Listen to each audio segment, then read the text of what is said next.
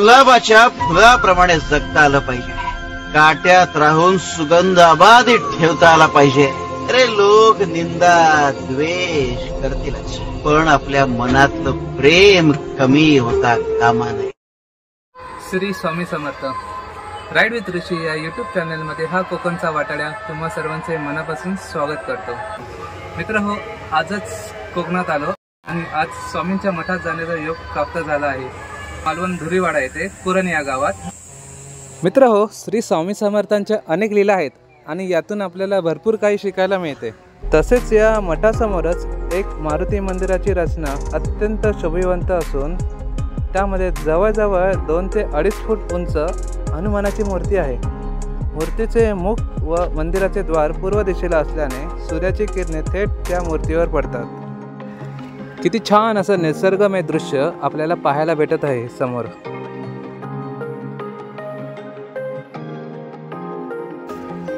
ही हिरवीगार झाडं, या नदीवरती पडलेले हे आकाशाचे निळसर प्रतिबिंब, त्याच पाण्यावरती हे होळीचे विहंगम दृश्य जसे काही निसर्गाचे चित्र रेखाटल्यासारखे वाटत आहे. पण हे चित्र नसून प्रत्यक्षातला सुंदर असा निसर्गाचा नजारा आहे. उगाच नाही म्हणत कोकण म्हणजे स्वर्ग. मंडळी, मी तर म्हणतो भाग्यवान आहेत ती लोक ज्यांचं आयुष्य या निसर्गाच्या सान्निध्यात आहे.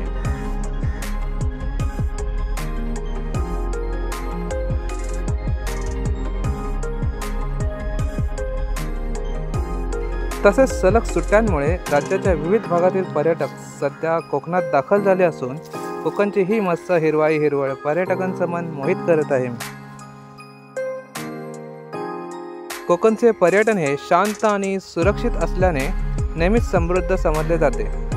सध्या हीच कोकणची हिरवळ मात्र कोकणच्या सौंदर्यात भर घालत आहे, यात शंकाच नाही.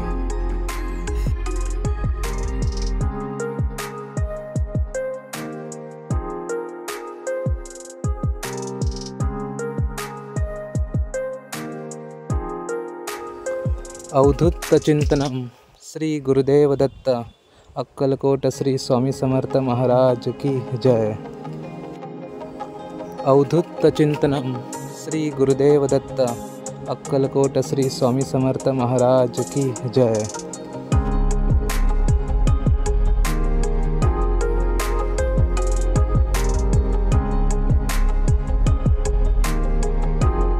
इथल्या स्वामींचा अनुभव काही मला सांगता भेटेल? मी आहे ना कधी असं मठात किंवा कधी कुठे गेलेली नव्हती, पण इकडनं जायची ना तेव्हा मला नेहमी इथे बोर्ड दिसायचा.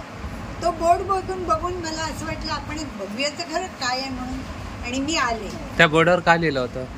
स्वामी समर्थ मठ म्हणून लिहिलं होतं. ओके.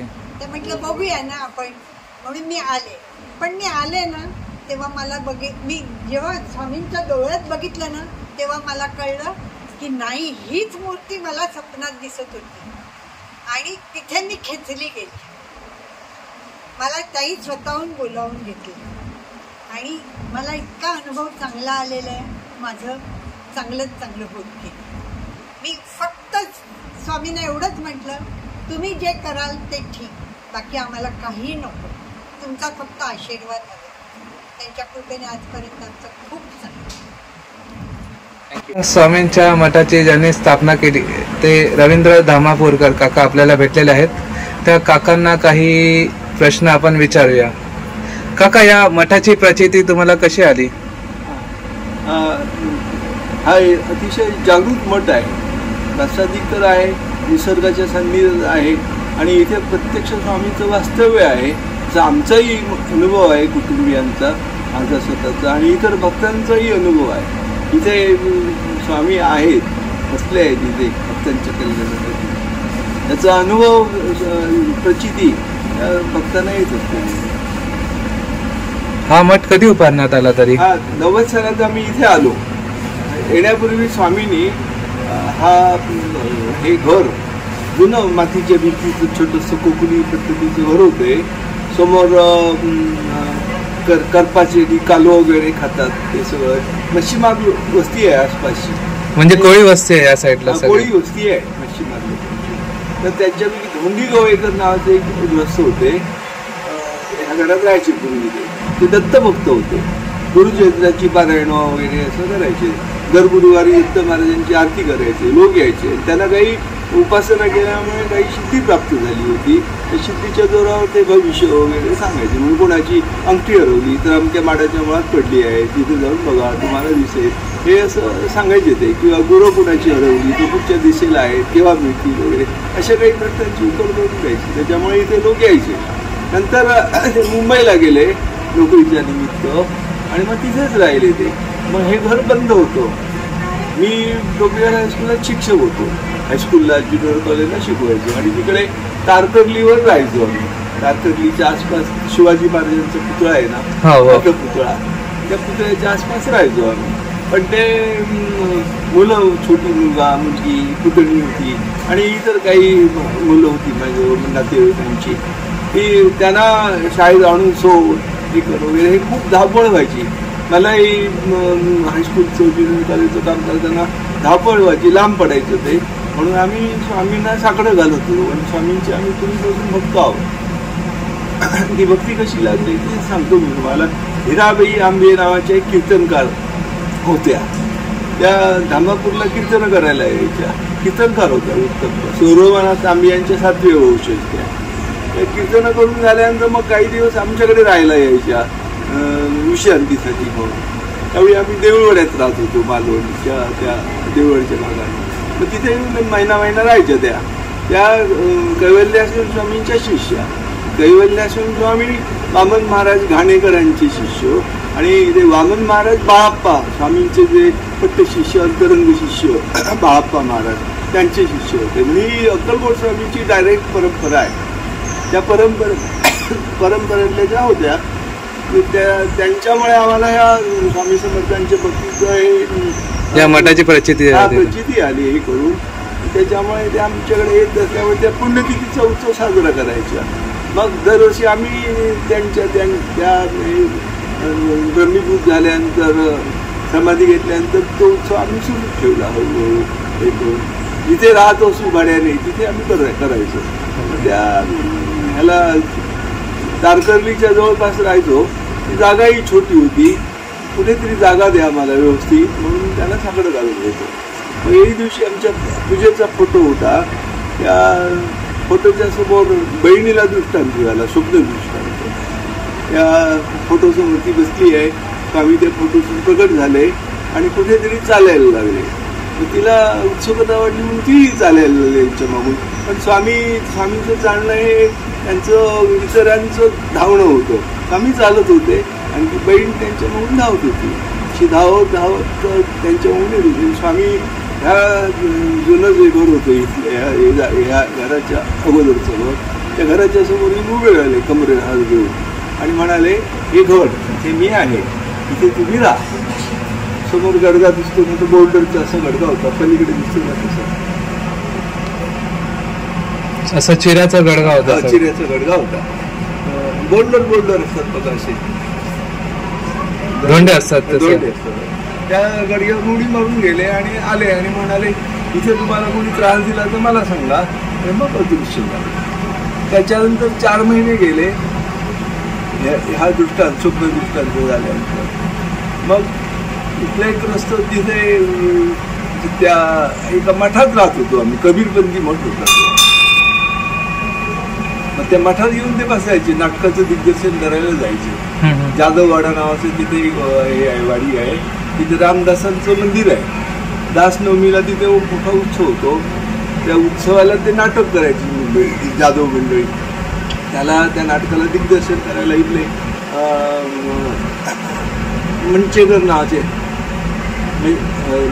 मंचेकर नावाचे ग्रस्त तिथे जायचे नाटकाचं दिग्दर्शन करायला. ते मठात येऊन बसायला लागले. मग त्याची ओळख झाली पाहिजे त्यांची. मग त्या ओळखीतून त्यांनी हे आम्हाला घर आणून दाखवलं. स्वामींचा दृष्टांत झाल्यानंतर तोपर्यंत 4 महिने होऊन गेले होते. येऊन बघितलं घर तर मला आवडलं. हे घर बाजूला आहे, समोर निसर्ग आहे, एक एकांत आहे, लेखन वाचन करायला हे चांगलं आहे, उपासना करायला हे स्थान चांगलं आहे म्हणून पसंत केलं. बहिणीला आणून दाखवलंय, बायकांना दाखवलेलं होतं ना, त्यांची पसंती जास्त असते. बरोबर. तिने बघितल्याबरोबर हे म्हणा, हे स्वप्नात बघितलेलं घर आहे. जे स्वामींचं स्वप्न त्यांना पडलं होतं, हा, जे घर दाखवलं होतं स्वामीने जे घर स्वप्नात दाखवलं तेच घर आहे. तेच घर होतं ते, पण जुनं होतं ते, छोटस होतं, मातीच्या भिंतीचं होतं, कौलारू होतं. ते आता तुम्ही पक्क केलं. नंतर मी इथे येऊन राहिलो. आम्ही मालक जे होते ना ते भाडं नेण्यासाठी 5 वर्ष 90 सालात आलो आम्ही. पण त्याच वर्षी सुद्धा आमचा हे पुण्यतिथी उत्सव झाला. साधं केलं. म्हणजे 400-500 लोक होते सुरुवातीला. तेवढी ओळख नव्हती, परिचय नव्हता आमचा, म्हणून कमी प्रमाणात झालं ते. मंडप वगैरे घालून आम्ही उत्सव केला त्या घराच्या समोर, जुन्या घराच्या समोर. नंतर ते मालक भाडं न्यायला आले की आमच्यातच राहायचे. बहीण आहे त्यांची इथे, बहिणीकडे झोपायला जायचे फक्त, जेवायला वगैरे. बाकी दिवसभर या मठामध्ये असायचे. मग आमच्याकडेच असे गप्पा गोष्टी कुठे. संध्याकाळच्या वेळी आम्ही प्रार्थना करायचो. संध्याकाळची प्रार्थना असे परवचे सारखी, रामरक्षा म्हणणं, मारुती स्तोत्र म्हणणं, एक नामस्मरण, गोंदवलेकर महाराजांच्या प्रवचनातलं एक प्रवचन. ते सगळं त्याला आवडलं, ते धार्मिक असल्यामुळे. आणि मग भाडं घेऊन 4-8 दिवस राहून जायचे मुंबईला निघून. नंतर ते आजारी पडले आणि अंतरुणावर पडल्यानंतर, मरणोन व्यवस्थित पडल्यानंतर बायकोला म्हणाले, हे ते मालवणचं ठिकाण तुला बायकोला सांभाळता येणार नाही, तुला हे सांभाळता येणार नाही. शिक्षक तिथे राहतात त्यांना ते दे. विकत घेतलं त्यांनी. तर मग ते मृत्यू पावल्यानंतर बायकोने पत्र पाठवून मला विचारलं, मला विकायचं, तुम्ही घेत असाल तर घ्या. स्वामीने दाखवली जागा आम्ही कशाला सोडतो. मग तिचा शिवार करून हे 1 लाखाला आम्ही घेतलं होतं. अच्छा. आता हे 5 गुंठे जागा आहे आणि आता इथे त्याची किंमत 15 लाखाने उलटा, म्हणजे 75 लाखाची जागा त्यावेळी आम्हाला 95 सालात 1 लाखाला मिळाली. म्हणजे हा अनुभव तुमचा 1995 सालातला आहे? नाही, 90 सालाच्या पूर्वीचा. 90 सालापूर्वी. 90 सालात आम्ही आलो इथे. आणि मग ते झाल्यानंतर मग हळू थोडा पैसा जमा करून हे घर बांधलं. एक स्वतंत्र खोली नवीन स्थापना स्वामींच्यासाठी खोली तयार केली. आणि मग हे आवश्यकता आसवर हे वगैरे सगळं करून घेतलं. लोक त्याला ह्या खोलीला मठ म्हणतात. मठ म्हणून हे प्रसिद्ध झालं. मठ म्हणून प्रसिद्ध झालं. स्वामींच्या मूर्तीची स्थापना कशी झाली? तर नंतर आम्ही दरवर्षी आमची उत्सव वगैरे व्हायचा, उपासना चालूच होती. फोटो छोटासा कमी पडायचा उत्सवात. हार वगैरे घातले की मला बनून जायचं होतो. मग आम्ही मूर्ती बसवायचं ठरवलं. एक मूर्ती बसवली ना तर मग एक त्याला स्वरूप येईल मठाचं वगैरे करून. मग त्या दृष्टीने मग भक्त आमच्याकडे येणारे होते, त्यांच्या मदतीने आम्ही हे तयार केली, खोली तयार केली. त्यांचं आसन केलं. तिथे मूर्ती बसवण्यासाठी प्रयत्न केले. मुंबईला गेलो. ते खारला तिथे सोनवडेकरांचे शिल्पकार होते, ते जागतिक कीर्तीचे होते. कन्याकुमारीची जी विवेकानंदांची मूर्ती ज्यांनी केली ती त्यांनीच केलेली आहे. त्यांच्यानंतर त्यांचे नातेवाईक चालू, पांचाळ नावाचे नातेवाईक होते, ते चालू आहे. त्यांच्याकडे जाऊन ही मूर्ती आम्ही हे केली, मिळवली. ती सोनवडेकरांनीच केलेली आहे. पण त्या मूर्तीवरून त्या पांचाळाची उठवून ही मूर्ती तयार करून दिली आम्हाला. मी असं ऐकलं तुम्ही लेखन हे कामही सुद्धा करता असे? मला लेखनाची आवड आहे. मी पूर्वी वसंत नावाचं जे मासिक आहे महाराष्ट्रात प्रसिद्ध असलेलं, त्याच्यात ललित लेखन करायचं. म्हणजे कोकणच्या संबंधी देवचार, कुठे हे कोकणातली झाडं, आंबा वगैरे, म्हणजे कोकणी लोकांचे त्यांच्याशी ज्या भावना निगडीत आहेत ना त्या व्यक्त करायचे त्याच्यात. दैकाला, दशावतार, इतर भजन हे बारी वगैरे असे जे कार्यक्रम कोकणात होतात ना, कोकणी संस्कृतीचं दर्शन असे लिहित गेलो. त्याचे बरेचसे लेख प्रसिद्ध झाले त्यांच्यातून. आता 2-3 पुस्तकंही त्यांची प्रकाशित झालेली आहेत. त्या पुस्तकांचं नाव काय? आता अलीकडेच एक हे मेहता पब्लिशनने एक प्रसिद्ध केलं आहे, भावगिरी नाव त्याचं. भावगिरी? भावगिरी हा डोंगर आहे तिथला छोटासा, त्याच्यावर तो त्या पुस्तकाच्या नावाचं शीर्षक आहे. ते त्या लेखावरूनच घेतले आहे त्यांचे. असे एक 15-20 लेख आहेत त्याच्यात. लिहिली आहेत. धार्मिक लेखन, संत चरित्र. धार्मिक लेखनाचं मला खूप आवड आहे. आणि ते धार्मिक लेखन मध्ये जास्त आहे. 10-15 साधू संतांची चरित्र लिहिली आहे. त्याच्यात काही नवीन सुद्धा आहे. त्यांनी हा मठ स्थापन केला, हे केलं, म्हणजे ज्यांच्यामुळे झालं हे त्या हिराबाई आंबिये, त्या ब्रह्मचारी होते, त्यांचं चरित्र, त्यांचे गुरूंचं चरित्र, कैवल्याश्रम स्वामी, आणि इतर नाटेकराची नावाच्या म्हाताऱ्या स्त्री होत्या, बाई होत्या, त्या संत म्हणूनच प्रसिद्ध, त्यांचं चरित्र माहिती मिळवून वगैरे अशी प्रसिद्ध अप्रसिद्ध 10-15 संतांची चरित्र लिहिली आहे, ती प्रकाशितही झालेली आहे. इथे असे आता मग या मठामध्ये कोणकोणते उत्सव साजरे करण्यात येतात? आमचे 2 मुख्य मोठ्या प्रमाणात साजरे होणारे 2 उत्सव म्हणजे मूर्ती बसवला तो वर्धापन दिनाचा, वर्धापन दिन स्वामींचा 17वा वर्धापन साजरा झाला. 17वा? हा, 17वा वर्धापन. मूर्ती बसवली 17 वर्ष झाली. त्या मूर्तीची प्राणप्रतिष्ठा नरसोबाच्या वाडीचे दिगंबर शंकर पुजारी पप्पा म्हणून प्रसिद्ध आहेत आसपासच्या परिसरात, किंवा नरसोबाच्या वाडीला वाडीला ते प्रसिद्ध आहे, त्यांच्या हस्ते झालेलं आहे. आणि वैशिष्ट्य म्हणजे त्यांनी हे प्राणप्रतिष्ठेचा कसलाही खर्च घेतलेला नाही. 1 रुपया आणि विडा द्या मला म्हणून सांगितली, नारळ द्या म्हणून सांगितलं. त्याच्यावर त्यांनी हे सगळं इतर जरी प्राणप्रतिष्ठा करायला इतर ब्राह्मण बोलवले असते तर 50,000च्या वर त्यांनी खर्च त्या काळात घेतला असता, पण त्यांनी एकही पैसा घेतला. मूर्ती सुद्धा भक्तांनीच मिळवून दिलेली आहे. 2-2.5 लाखाची मूर्ती आहे, पण सगळी भक्तांच्याच सहकार्याने. प्रगट दिन, हे गुरुपौर्णिमा किंवा असे जे आहेत ते आम्ही छोट्या प्रमाणात साजरे करतो, म्हणजे निमंत्रण देत नाही. म्हणजे ज्या भक्तांना दर्शनाला येतात त्यांना महाप्रसाद वगैरे देतो. मध्ये आम्ही महाप्रसाद देत होतो दर गुरुवारी. हे भजन करायचे लोक, त्रिमूर्ती भक्ती संगम नावाचं एक भक्ती मंडळ आहे, ते भजन येऊन करायचे ते, आणि इतर लोक कोणी दर्शनाला यायचे त्यांना महाप्रसादही द्यायचो आम्ही. 5-25 लोक असायचे बहुजनला. पण कोरोनाच्या काळात ते बंद झालं, त्यांची बंदी होती, स्वयंपाक करायला कोणी माणसं नव्हती, त्याच्यामुळे बंद झालं, आणि आता ते बंद आहे. आणि आता पुण्यतिथी 2 दिवसापूर्वी झाला स्वामींची पुण्यतिथी, तो मोठ्या प्रमाणात असतो. 2-2.5 हजार भक्त महाप्रसाद. बोला. हा, स्वामींची पुण्यतिथी मोठ्या प्रमाणावर आम्ही साजरी करतो. त्या वेळेला खूप भक्तांची गर्दी असते. भक्तांच्या सहकार्याने सगळं होतं.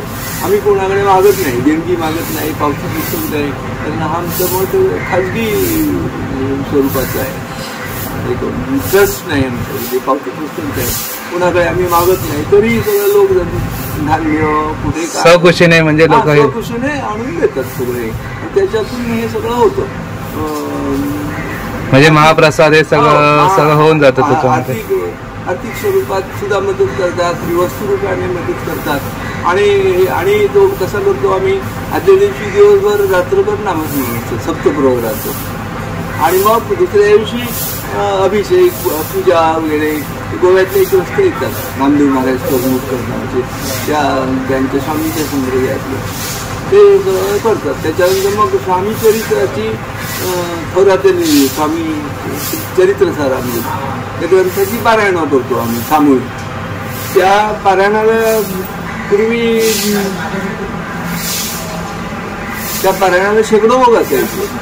आता हळूहळू ते कमी झाले. म्हणजे परवा झाला पुण्यतिथीचा उत्सव, त्याला 50-60 लोक होते पारायणाला, सामूहिक पारायण असते. त्याच्यानंतर मग आरती असते, ती आरती तासभर चालते. आरती झाल्यानंतर मग महाप्रसाद असतो. त्याशिवाय भजन भजन वगैरे, भजन कीर्तन वगैरे अशा, कीर्तन असतो, भजन असतो. 11 वाजेपर्यंत कार्यक्रम चालतो हा पुण्यतिथी. इथे भक्तांना खूप अनुभव येतात. प्रत्यक्ष स्वामी इथे असल्याचाही त्यांना अनुभव येतो.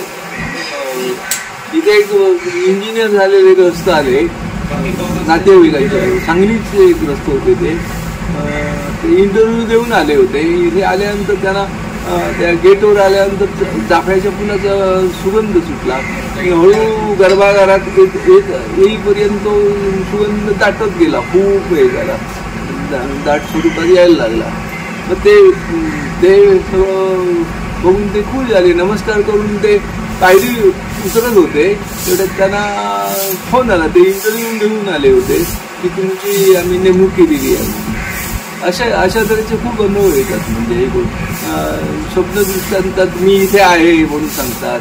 इथल्या काही गरीब लोकांना जर अक्कलकोटला जाता आलं नाही तर अक्कलकोटला येण्याची काय जरूर, इथे धुरीवाटच्या मठात जात ते अक्कलकोटच आहे, तिथे मी आहे, असेही काही स्वप्नदृष्टांत त्यांना दिलेले आहेत. आणि आज गुरुवार असल्यामुळे हे असे भक्त निवास येणं जाणं चालू असतं. एरवी सुद्धा येतात, पर्यटक सुद्धा खूप मोठ्या प्रमाणात येतात. जे स्वामी भक्त आहेत ना ते मालवणात कुठे मठ आहे अशी चौकशी करून मग हे ह्या मठाचं नाव कळल्यानंतर येतात. ते बाजूला आहे असला जरी तरी लोकांची गर्दी असते.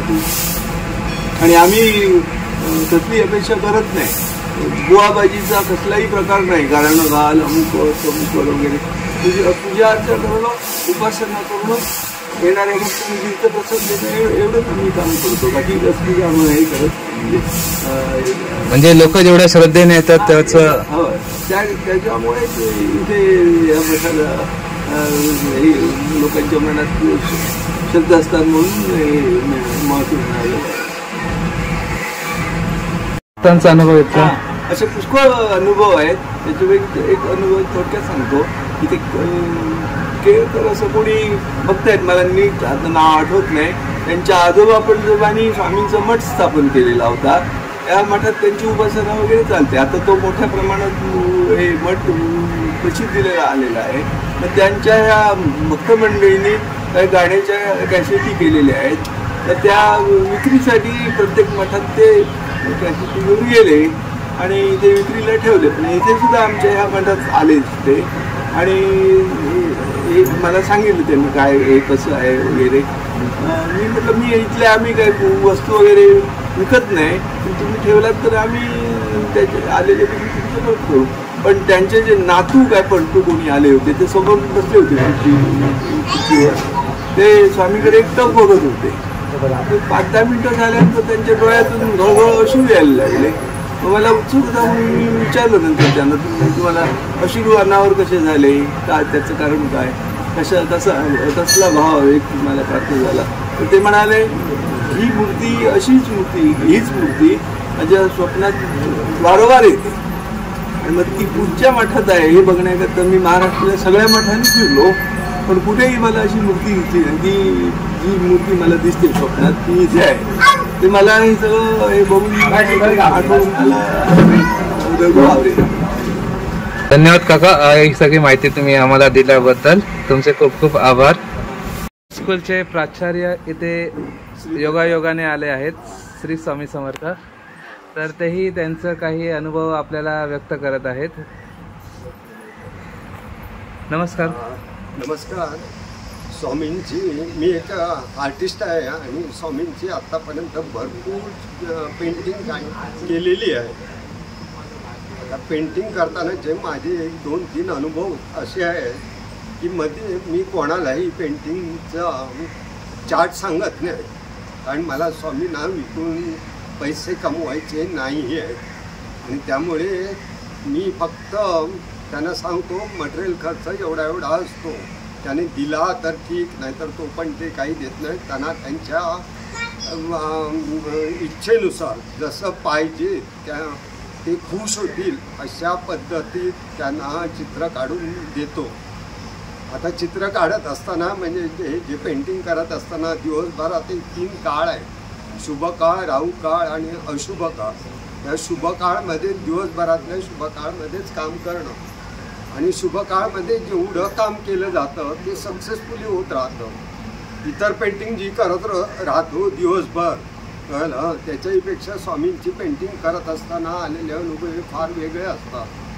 कोणी कित्येक लोक असे आहेत की बिल्डर लॉबी थोडक्यात की त्यांनी पैसे म्हणजे मटेरियल कॉस्ट त्यांना काही नथिंगच, पण ते सुद्धा देताना अगदी नाहीच दिलं असं समजायचं, देतो म्हणून सांगतात आणि शेवटी जाऊ दे पण स्वामी यांना त्या मार्गाने ज्या दिवशी पेंटिंग संपतं त्या मार्गाने संपल्यानंतर स्वामी अगदी भरभरून अगदी मनसोक्त असं देत असतात.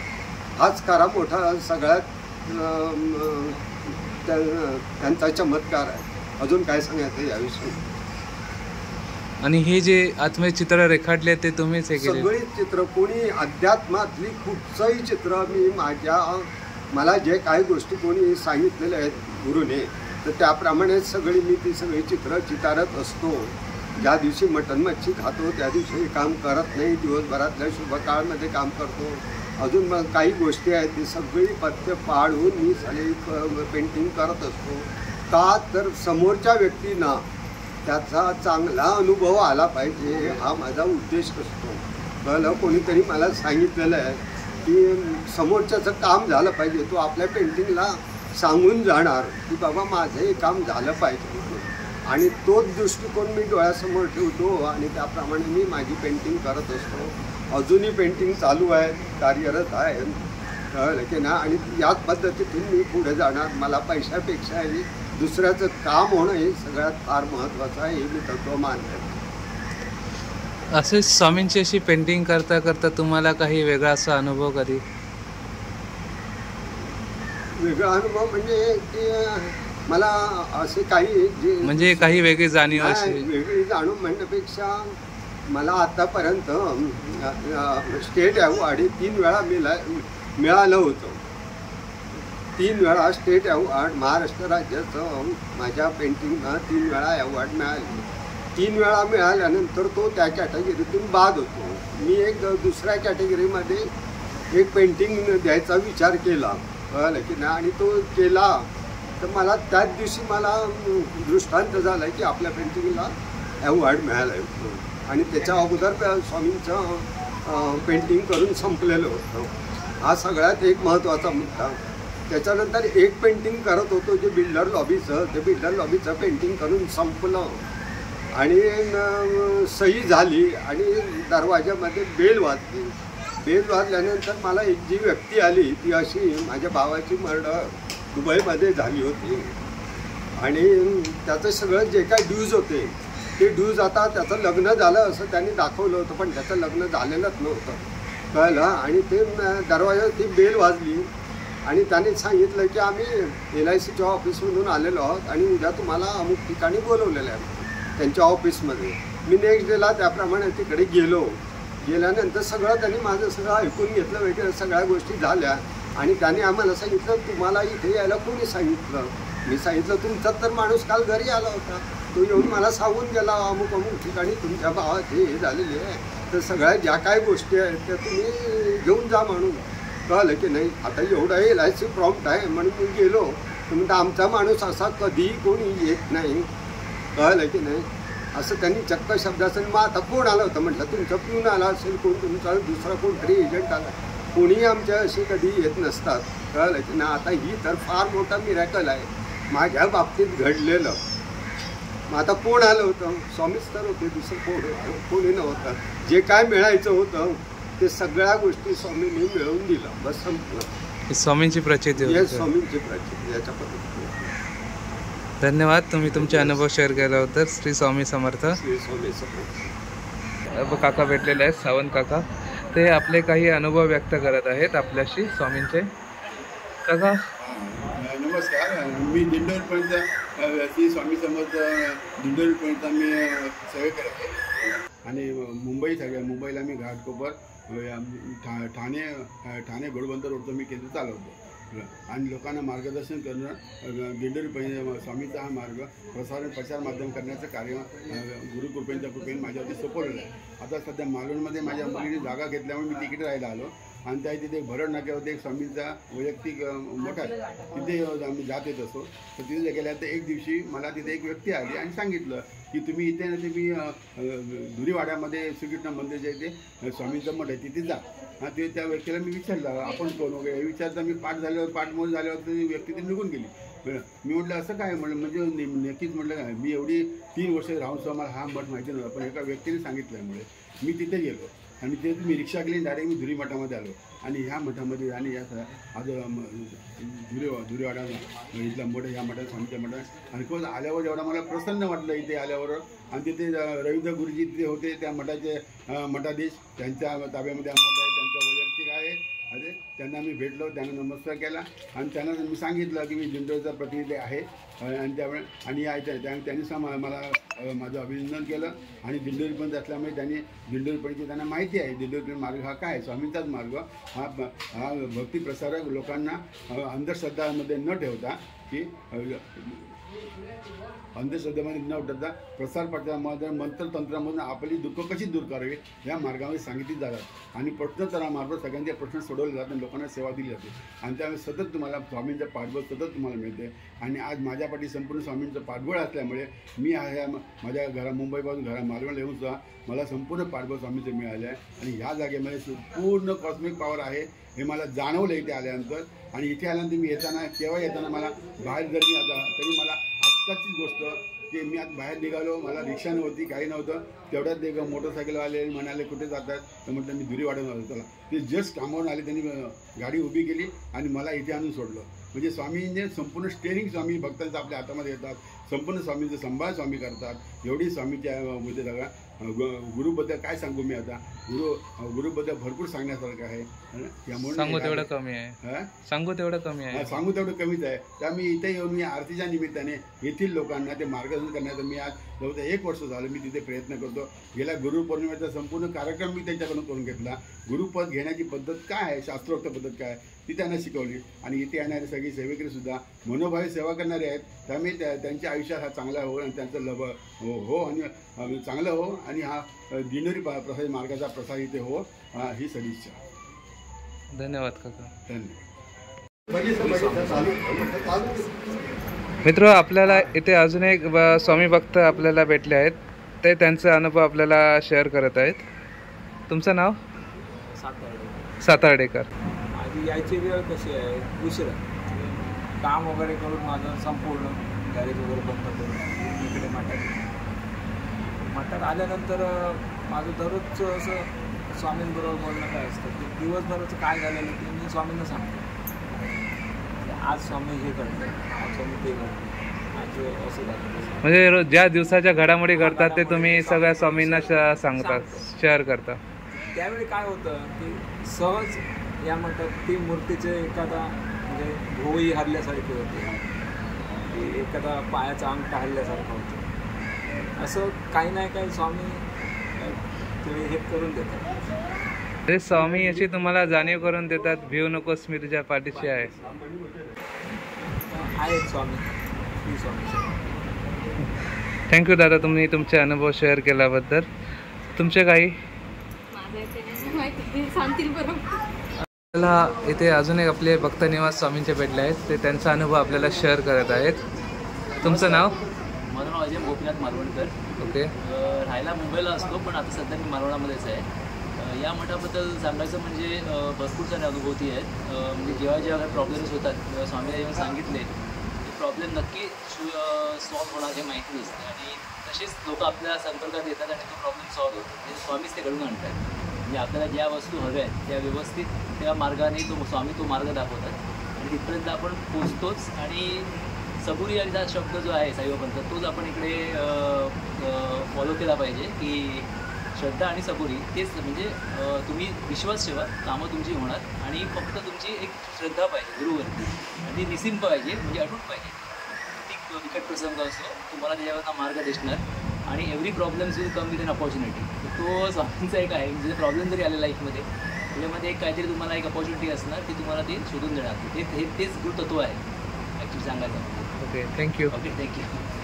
मंगलमूर्ते विघ्नहरा दुरितनाशन कृपाकरा, मंगलमूर्ते विघ्नहरा दुरितनाशन कृपाकरा, मंगलमूर्ते विघ्नहरा दुरितनाशन कृपाकरा, मंगलमूर्ते विघ्नहरा दुरितनाशन कृपाकरा, मंगलमूर्ते विघ्नहरा दुरितनाशन कृपाकरा, मंगलमूर्ते विघ्नहरा दुरितनाशन कृपाकरा, मंगलमूर्ते विघ्नहरा दुरितनाशन कृपाकरा, मंगलमूर्ते विघ्नहरा दुरितनाशन कृपाकरा.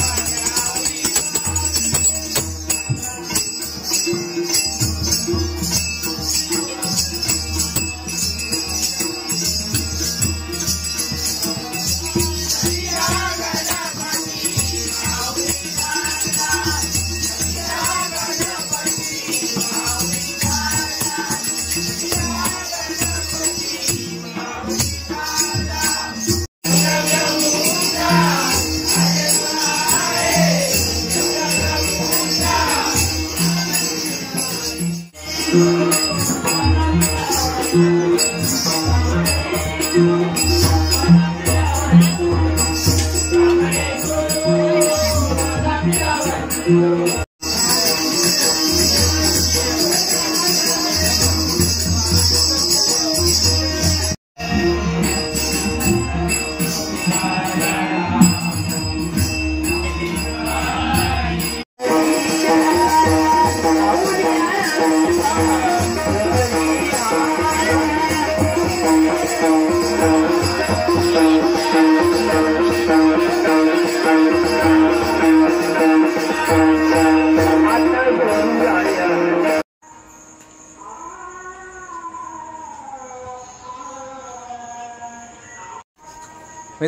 आजचा हा स्वामींचा अनुभव, या भक्तांचा अनुभव तुम्हाला कसा वाटला हे नक्की आम्हाला कमेंट करून कळवा. तोपर्यंत पुढच्या व्हिडिओपर्यंत ta-ta, bye bye, take care.